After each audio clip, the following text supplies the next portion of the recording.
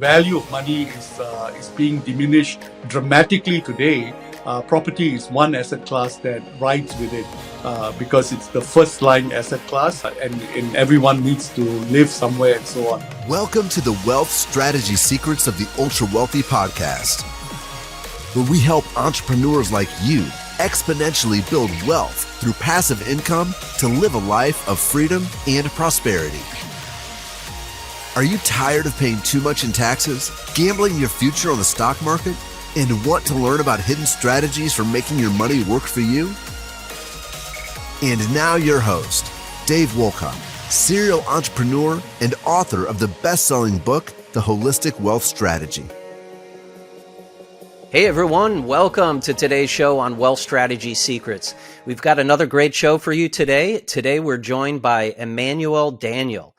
Emmanuel is a global thought leader in the future of finance. He's an entrepreneur, writer, and listed as a top 10 global influencer in the Fintech Power50 list for 2021 and 2022.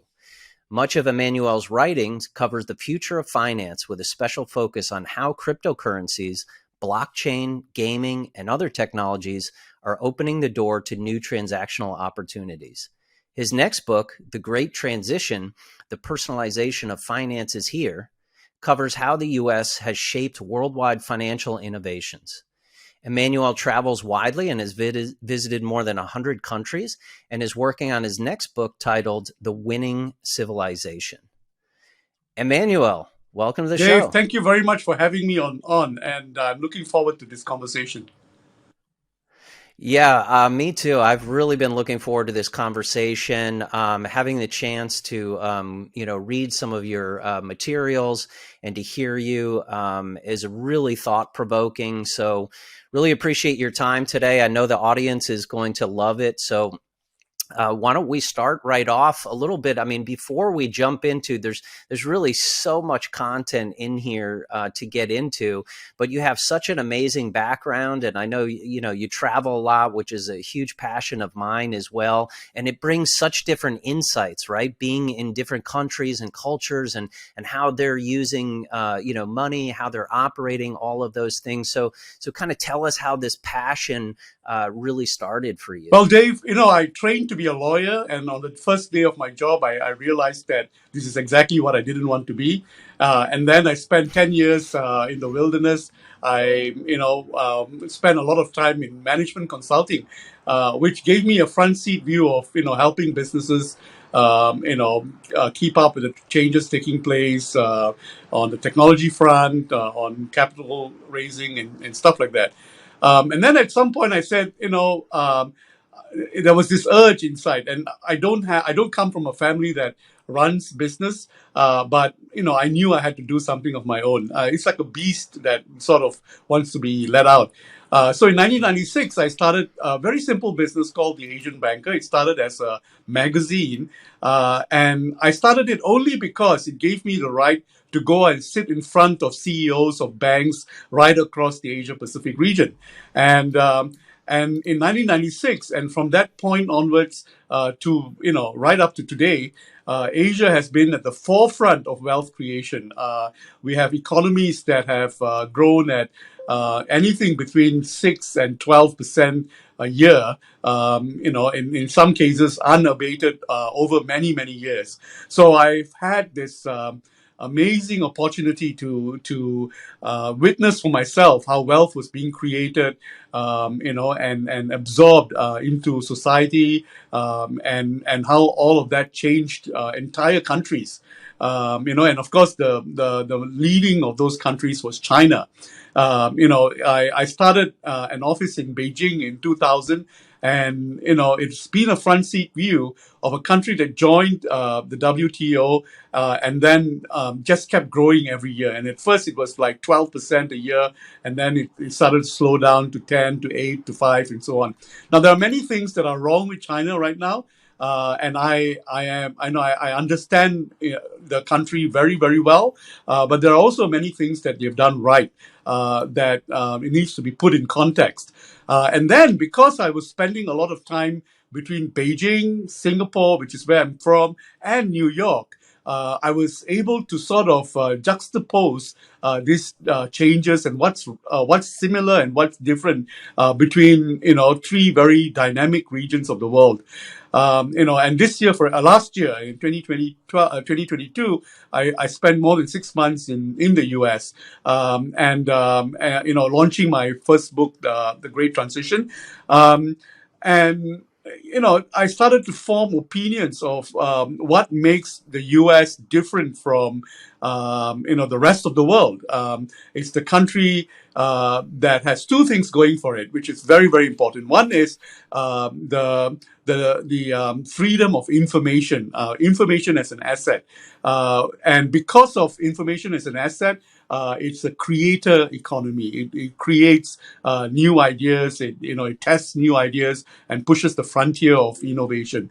And the second is the ruthlessness of capital. And that's something that the rest of the world doesn't appreciate about the US, which is that it is a ruthless user of capital. Now, the downside risk of that is that you see a lot of corporate innovations that sort of commoditizes everyday life because of the need for for the need for profitability, and because of that, large businesses somewhat seen in a negative light in the U.S. because they tend to commoditize everything about everyday life, from flying to hotels to education to just about everything. And then on the other extreme, you see China, which is highly curated, but operating within a bubble of sorts, in an enclosed environment, and using that period of being enclosed to create scale for a lot of the innovations that needed to take place in a country that was starting with a much lower starting base. And they've used that period very well. They've built a lot of infrastructure and so on.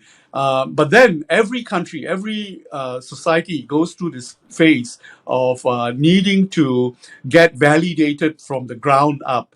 And that's where China now starts finding that it doesn't have the social institutions to get the validity from the ground up. So, there are good and bad on both sides. And I think that overall, the US still leads in terms of innovation, in terms of accountability to society. I mean, that accountability mechanism is broken, but it's still there. And that's why, there's a lot of involvement in terms of trying to get the politics right. And every time the US goes into an election mode, the message from the ground up is we want change, we want accountability, we want a much more inclusive society. It's just the politics hasn't responded to that very well. So these are some just top of mind thoughts about wealth creation. Now, it is in this context that wealth is created, distributed, and enjoyed by society as a whole. It's one thing to have a country with a lot of rich people, but it's quite another thing to live in a society where people feel rich. People feel like they're able to enjoy, the comforts of wealth. Whether it's going out to a bar or a coffee place in a safe environment and to enjoy everyday life in that way. Now, both the U.S. and China have those environments in place. If you take a lot of the other developing countries, you don't have that sense of safety and of being curated in a way. So, I mean, let me throw those ideas out there and Yeah, build it. just really, really fascinating, Emmanuel. I love the perspective, right? Because, constantly most of us are just inundated with the media, right? And everyone's got a particular agenda that they're trying to drive home, right? And manage that message. But having this global perspective and really kind of, leveling it up, getting this 30,000-foot view, I think is really thought provoking. What I'd love to really jump into, I think, given the timing of this, right? We're recording this in January 2023. And we just kicked off our investor survey with investors, and we try to identify what are some of the top dangers or risks, right, that investors have and things that are looking at. So really intrigued to really talk to you and get your perspective on fiat currencies, right, and where those are with respect to inflation today. Is there going to be a central a bank digital currency that comes out? Is gold going to be back on the rise? I mean, what is really your prerogative on where you see money moving forward? Well, Dave, the book that I just published, which is the Great Transition, which is the personalization of finances here, is about how the institution of finance or the institutions of finance are being disintermediated. Individuals are gaining greater control about the ownership of assets and how they transact with each other. On whether it's in payments or in finance or wealth creation and so on. So that's a simplistic view. Now, this thing about fiat currency, and let me draw from my travels. And I'll tell you this, just in the last 6 months, I've probably been to easily nearly 20 countries. Okay. And I was spending a lot of time in the Caribbean, and then of course in the US, and at least four countries in Europe, and then several countries in Africa, and then even coming back to Asia. I was in Malaysia yesterday, and then today I'm in Singapore. I am totally shocked by the unbridled rise in inflation worldwide. Is shocking. And in some developing countries, we see that in the rise in food prices. And then I ask myself, how in the world, when income has not gone up, wages has not gone up, food costs, basic food costs have gone up dramatically. Some of them because food is essentially imported, and so these are countries that are importing inflation. And when we try to map out what the source of this inflation is, unfortunately, a lot of it has to do with the U.S. Federal Reserve Bank. They call it printing money, but what it is creating incredible levels of liquidity, which they are now trying to pull back on. So the first thing I need to say is that inflation is a dangerous global phenomenon today, and that in turn triggers distrust in the state, distrust in central banks and the ability to rein in both inflation and the excess liquidity in the marketplace. But it also creates incredible opportunities to create new asset classes.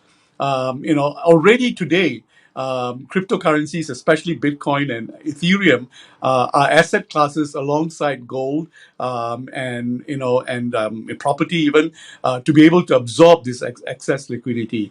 And I think that if this period of inflation keeps going on, society will be looking for other asset classes to be able to absorb this liquidity, and then you'll see irrational stuff, whether it's alternative investments or quirky stuff. I mean, NFTs, for example, is a interesting quirky phenomenon of providing valuations for assets that otherwise would not be able to have any value, but that in turn triggers the ability of the technology to evolve, and then try and work out where it's taking us.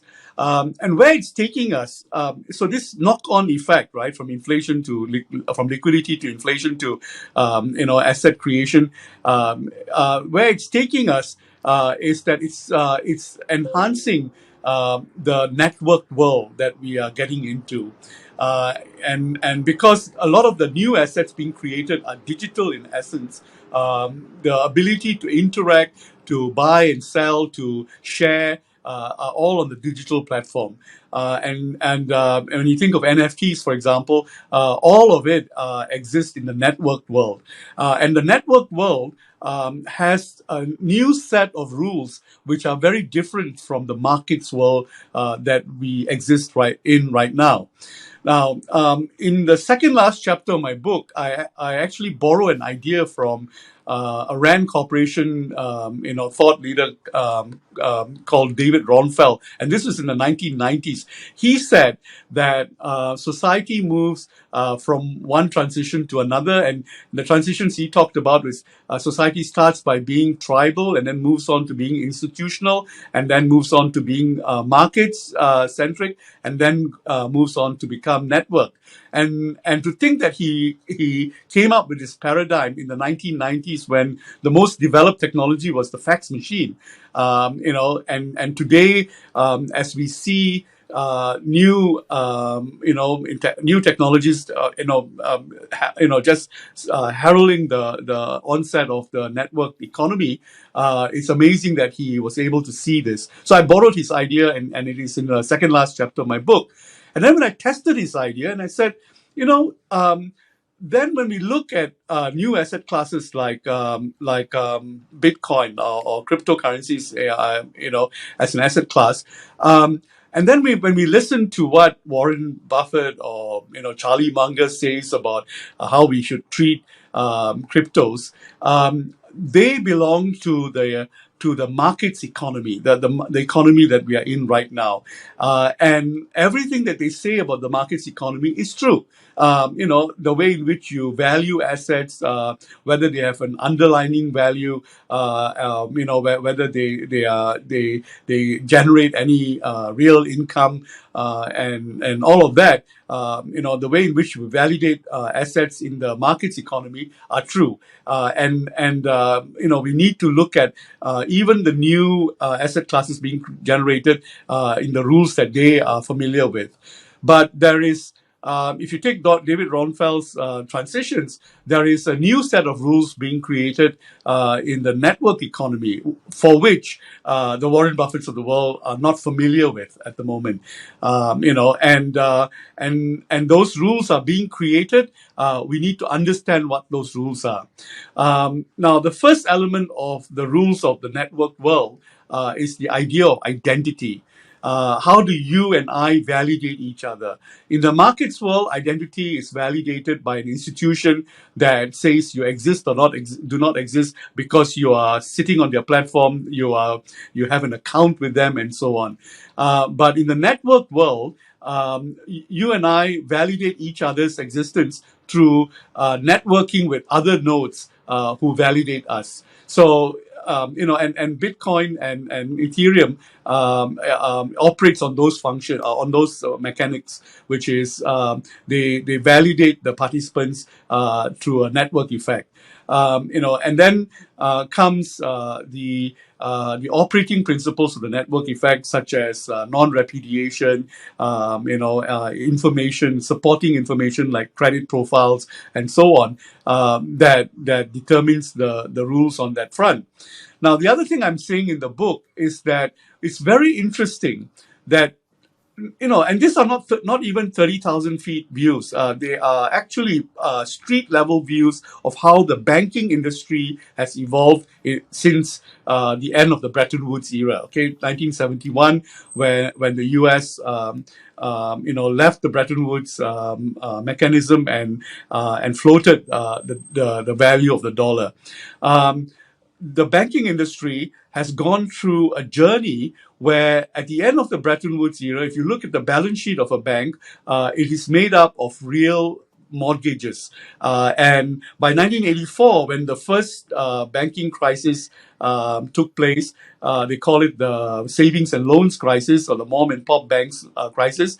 The assets on the book were hardcore mortgages, and the mortgages set on the books of the banks themselves, and the banks weren't able to match their assets and liabilities because the liabilities were coming up through the markets where the value of the dollar was not dependent on the price of gold anymore, but on how the market treats the currency.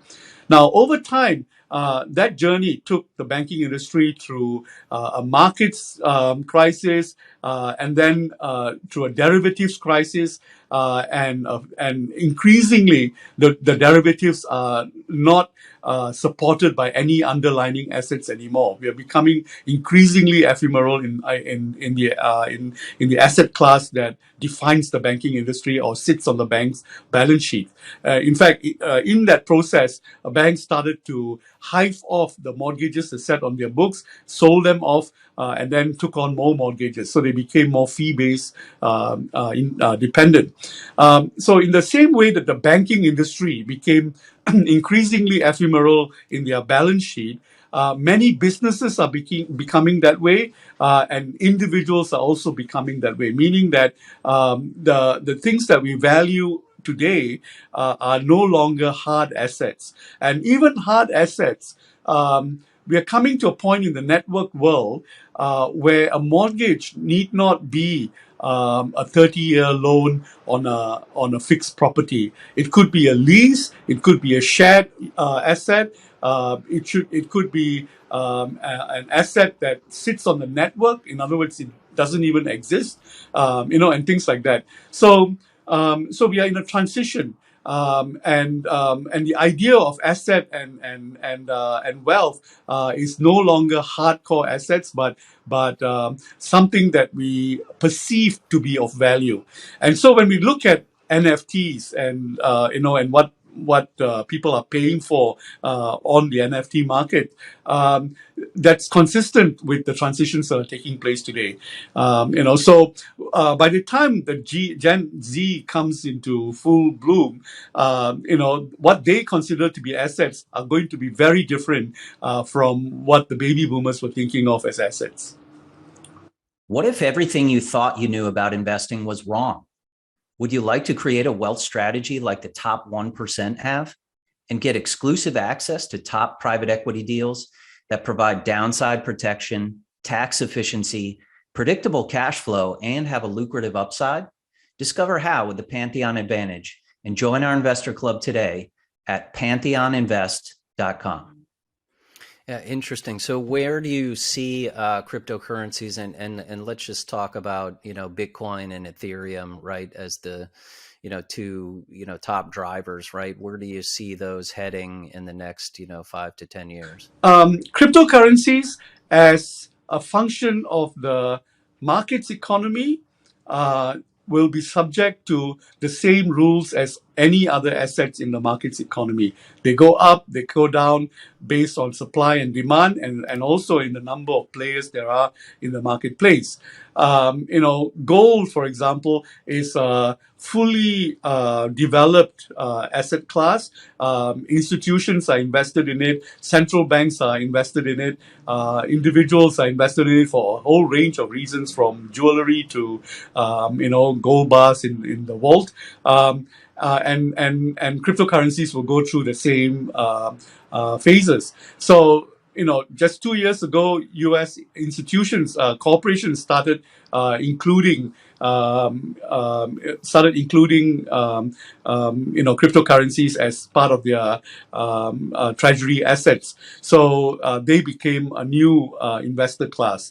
In fact, just last year in December, the BIS, the Bank for International Settlements, despite everything that central bankers around the world are saying about cryptocurrencies, they are setting the stage to become investors themselves. So in December last year, there was a paper put out by the BIS saying that in 2025, central banks around the world can start to include cryptocurrencies as assets, cryptocurrencies and stablecoins as assets, and these are the classifications for how they will be treated on the balance sheet.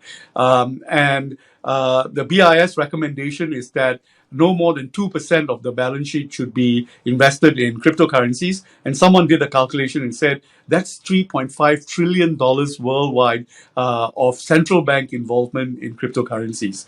So, Yeah. so despite all the noise that you hear about the scandals that are taking place in cryptocurrencies today, the investor community is getting deeper and broader and much more sophisticated going forward.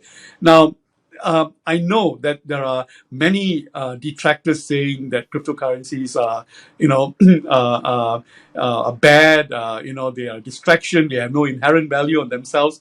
Um, but when a phenomenon, any phenomenon on this planet, gets out of the, of the magic box, you can't put it back in again.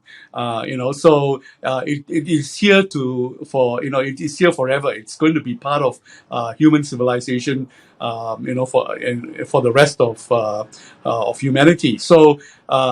Just Yeah. how it's going to play out, that will take shape, and become evident as it goes along.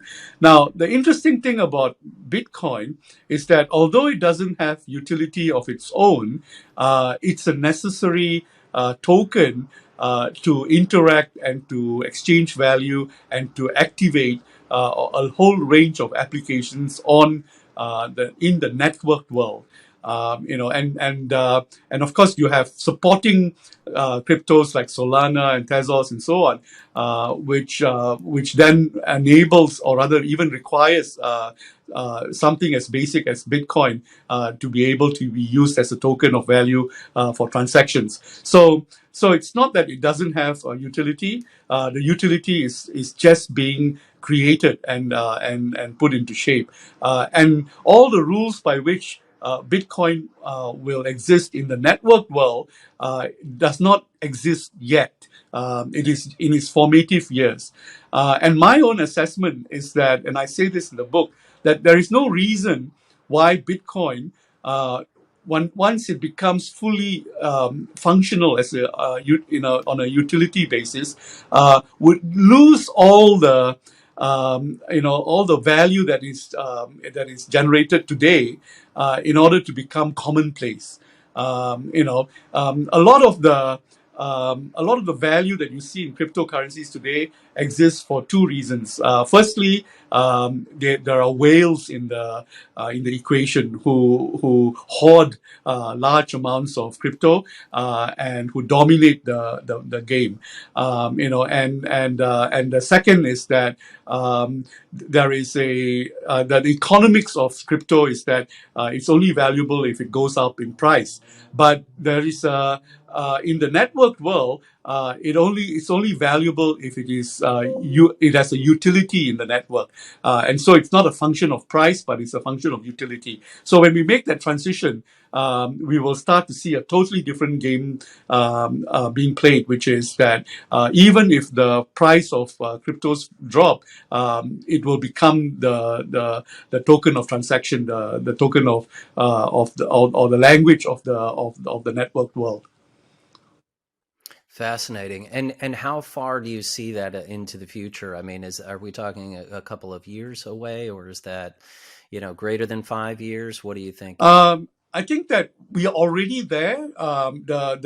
The early days of the network world already exist. We can actually point to it, and there are people who operate in the network world, and the only reason we don't see it any clearer than we do is because a lot of the applications and utility in the network world are still very technology centric. It's the geeks who understand it. So if you take decentralized finance, for example, even to go in there and to transact and to buy a crypto and then to lend it and to stake on it and so on requires a little bit of programming skills, and even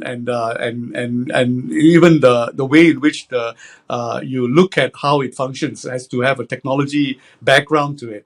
And that is why the layman doesn't understand what's going on. So in decentralized finance, the biggest players in there are geeks. They love the stuff. When I go in there, I have to spend some time, trying to understand why, staking is done the way it does, for example.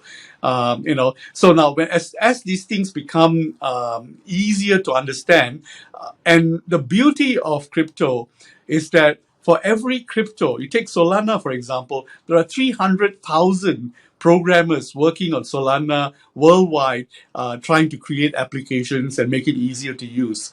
And all of that is done on open source. That's the energy level that is being, directed to cryptocurrencies in general, but, very specific cryptocurrencies. An energy level that did not ever exist in the way in which institutions deploy technology. The largest of institutions might have 10,000 programmers, all of them employees, and a lot of the time they are working on legacy, technologies and so on. And here, the future is being created by hundreds of thousands of freelancers, doing the frontier work on a voluntary basis. That's the magic of the energy levels that we cannot underestimate in the network world. So the early days are still there.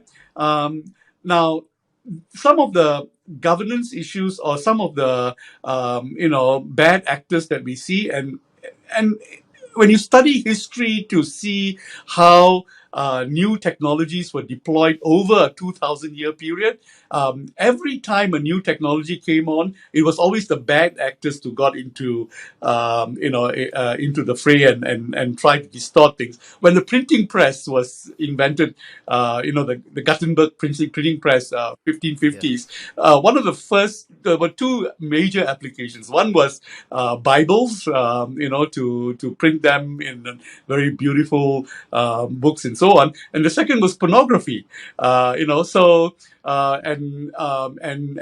then also political pamphlets and stuff like that. So initial uses of disruption and innovation involves bad actors every time, and so we're seeing that right now. But then a lot of the bad actors in crypto and in the network space have to do with governance issues and not the technology. In fact, the technology validates the fact that they can be caught, they can be tracked, they can be stopped, they can be viewed by everybody. So that the technology aspect is actually reaffirmed. It's not, discredited in the process. Now, so the big question, there are several drivers that determine the direction that or the timelines that technology takes. One of them are the incumbents, whether it's big business or regulators putting in place regulations that slow down, the development of innovations for the sake of protecting existing, existing users. And for that, in my book, I was mentioning that there are photographs of the time when the motor vehicle was invented. I mean, Henry Ford popularized it. In 1902 or 1903, there are photographs of New York showing hundreds of horse-drawn carriages and then that one, motorized vehicle. And all the rules were created for the motorized vehicle because it was noisy, it was heavy, it damaged the roads, it was slow, and it frightened the horses and so on. And as the motorized vehicle became quieter, faster, more comfortable, and so on, the rules didn't apply anymore. And and then there are other photographs of New York in 1920s where there are many more cars and there were horse-drawn carriages, and the rules had shifted, since. So we will see that kind of a transition where the rules today are focused entirely on the innovations in crypto. But as crypto becomes commonplace, then the innovations will make less sense as we go along. Now, what I say to bankers is this. I say to bankers, can you imagine a time when your most important product is no longer the bank deposit?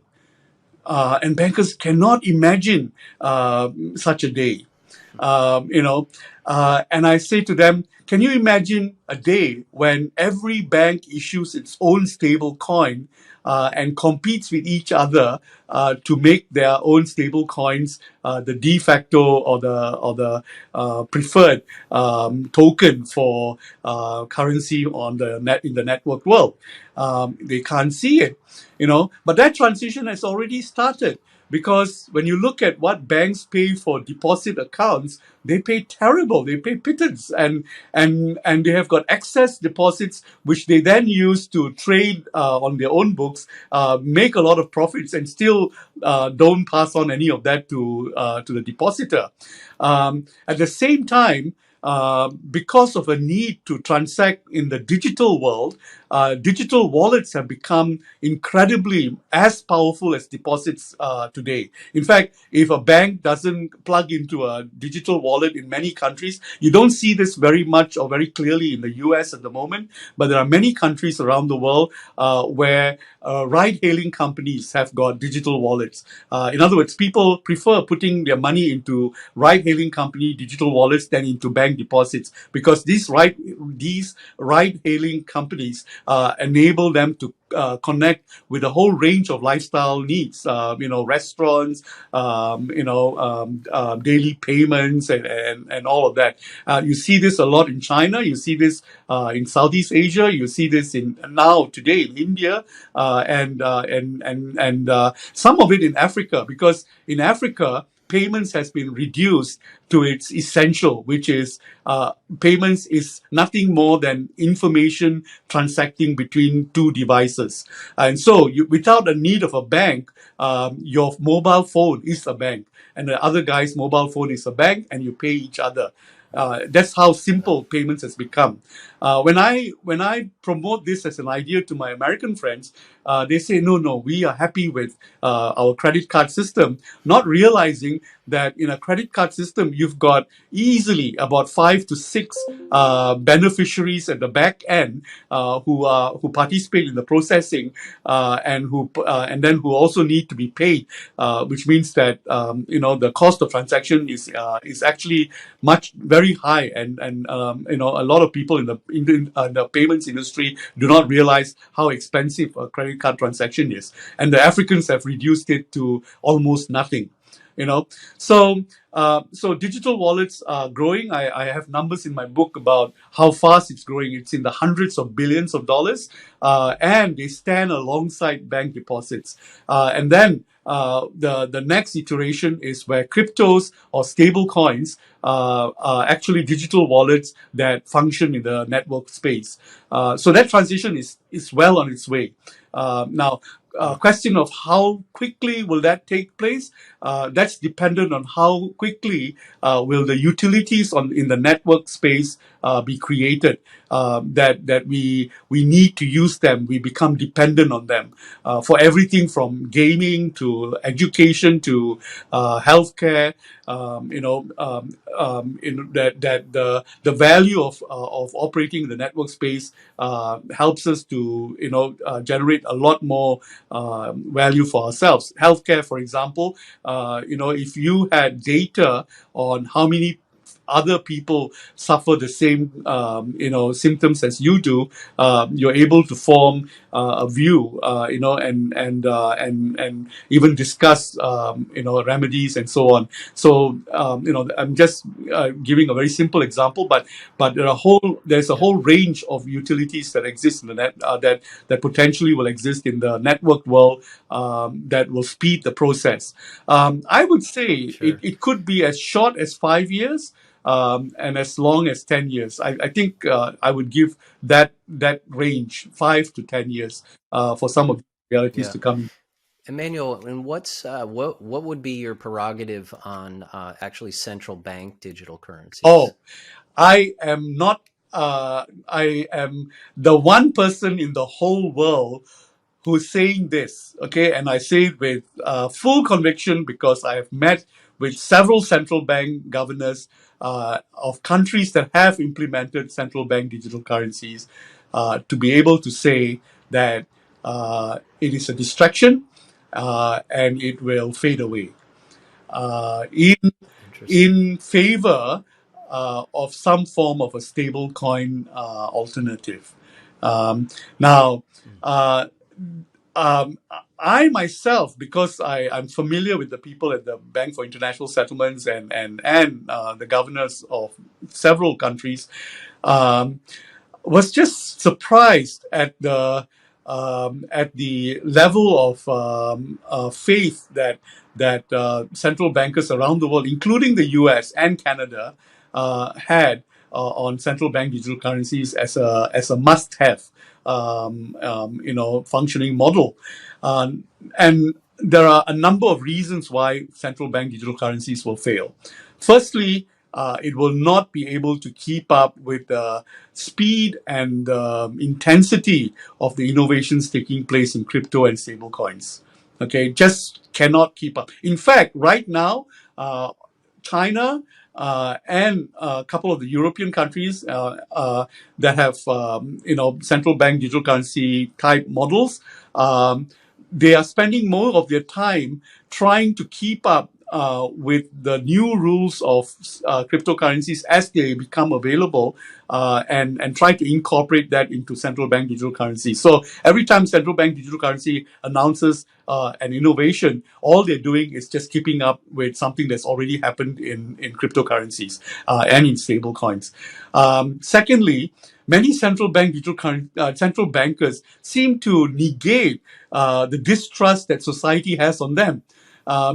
There is no way in the world that you're going to be able to implement a central bank digital currency in Canada after the truckers' revolt 2 years ago, right? And where the state actually switched off the bank account of the truckers. So if the state can do that in a bank account environment, society is not going to allow the state to do that, in a central bank digital currency, scenario.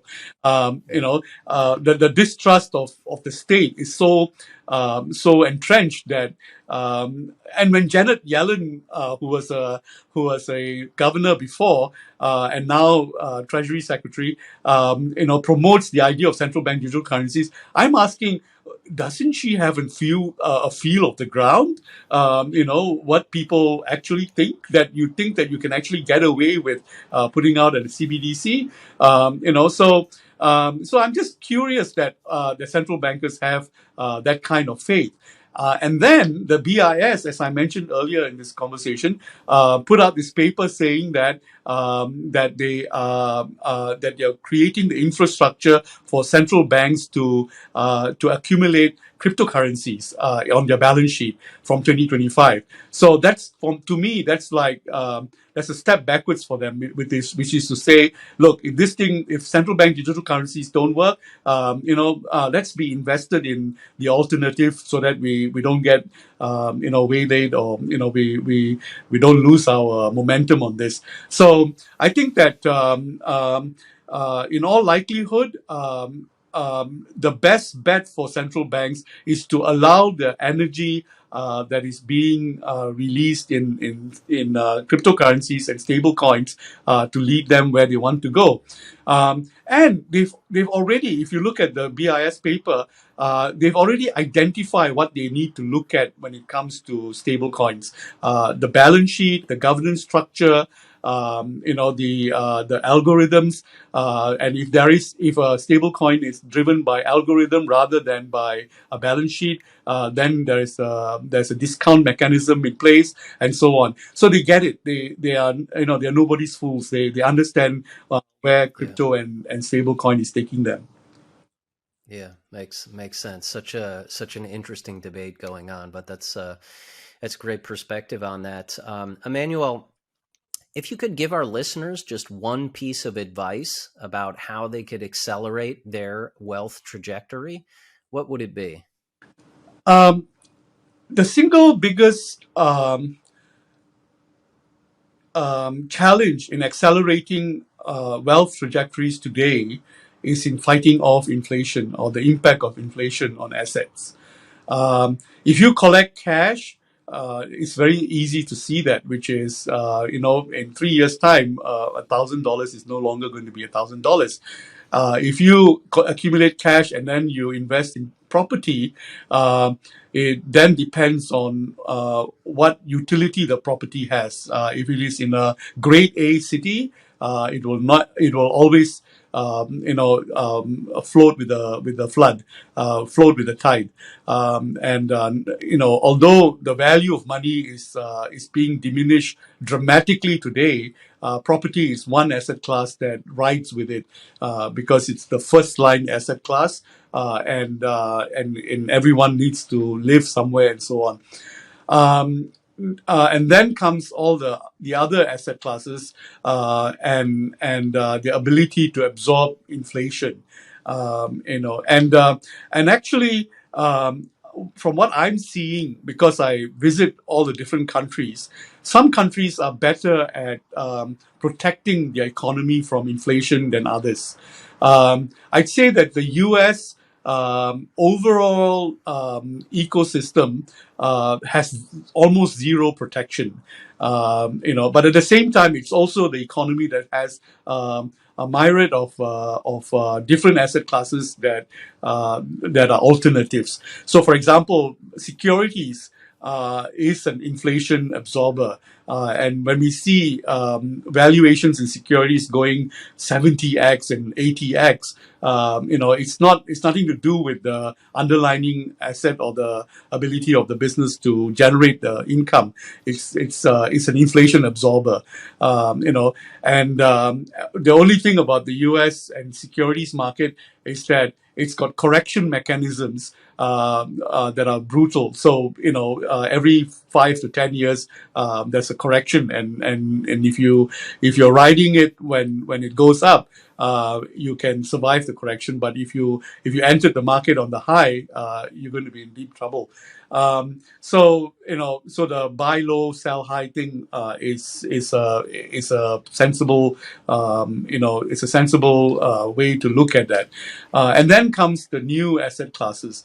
I'm a firm believer that cryptocurrencies have arrived as a new asset class, and that it will absorb inflation very well, and not only because it's a store of value, but also because the investor community for crypto is just being created, and being broadened. So the whales are being diluted, and it's becoming commonplace. So the more commonplace it becomes, the more stable it becomes as an asset class. And it's early days. This is the time to be invested in it and then ride it as we go along. And then outside of that, it depends on which country you live in. Some countries are good at attracting foreign investors, creating infrastructure and jobs, and making sure that wages are at a certain level. Those countries will survive as a country. They will survive and become wealthy. And other countries are not very good at that, and they become victims as a result. So where you are is as important as what you're invested in. Sage advice. No, really appreciate that. Unfortunately, our time has come to an end, Emmanuel. I could see really going on for a long time here. Such really great points, and really appreciate you coming on today to give us these insights and everything. And how can folks, if they want to read your book, what is the best place to do it? Or if they want to learn more about you and follow you, where's the best Dave, place? the easiest way is to remember my name, Emmanuel Daniel, and then my blog page, emmanueldaniel.com, is a good starting point, because my book is right there. And then what I do is, even after having written the book, in fact, especially after having written the book, I'm making several important assertions that I myself am learning as I go along. And so you'll see that in emmanueldaniel.com. So, for example, in wealth creation, what I'm also saying is that regulators owe it to poor people to have digital access in order that they can generate their own wealth.